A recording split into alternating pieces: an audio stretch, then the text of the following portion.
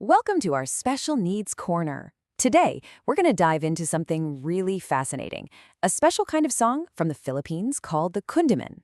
Now, this isn't just any song. As you can see, it's a love song, but it's one that's holding a huge secret about an entire nation. So that brings us to the big question, right? Can a simple love song really truly hide a secret message about a whole country? I mean, it sounds like something out of a spy movie, doesn't it? Well, stick with me because the answer is pretty amazing. Okay, so to understand the secret, we first need to get a handle on one very important word, and that word is nationalism. Nationalism is really just a fancy word for a feeling we can all understand. It's that deep, strong feeling of love and loyalty for your own country. You know that pride you feel for your home, your community, your nation? That's nationalism. And it's the first key to unlocking this whole mystery. All right, so we've got our first clue. Now let's look at the second piece of the puzzle, the Kundiman itself. What exactly is this kind of song? So, on the surface, a Kundiman is pretty straightforward. It's a traditional love song from the Philippines. The music is usually beautiful, kind of haunting, but it almost always has this feeling of sadness or a really deep sense of longing for someone you love. Think of it like a classic, super emotional ballad. And here's where the puzzle really starts. We have these very personal love songs, which are almost always about one person. But we also have this big idea of nationalism, which is all about loving a country. So how can one song be about both of those things at the exact same time? Well, the answer isn't just in the notes or the words. To find it, we actually have to travel back in time, back to a moment of huge change and difficulty in the Philippines. We're going to focus right here on this specific time period, from 1946 all the way into the 1970s. This was known as the post-war period. It was a really challenging time for the whole country.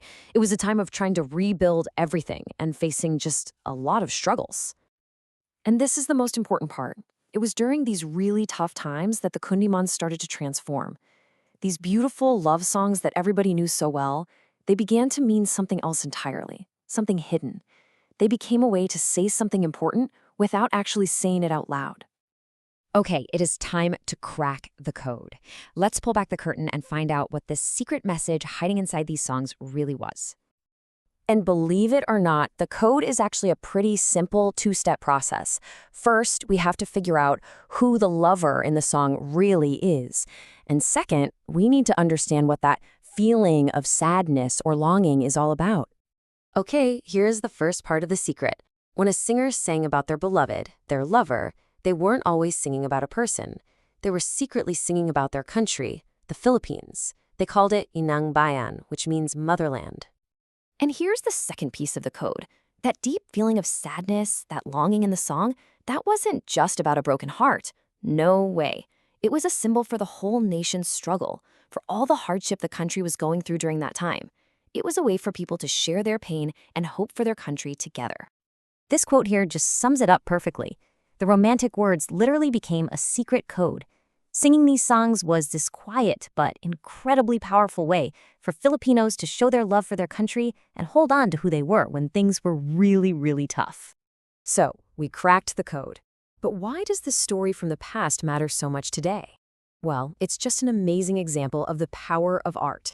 It shows us that even when people can't speak freely, art and music can find a way to give them a voice. So let's just do a quick recap.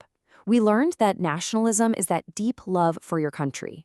A Kundiman is a traditional Filipino love song, and during a really difficult time in history, its meaning secretly changed. The lover in the song wasn't a person, it was the Philippines. And that leaves us with one last really cool question to think about. The Kundiman proves that a song can be so much more than just a song. So it makes you wonder, what other kinds of art, like paintings, poems, or even dances, do you think could carry their own secret meanings? Thanks for watching. I hope you have learned something.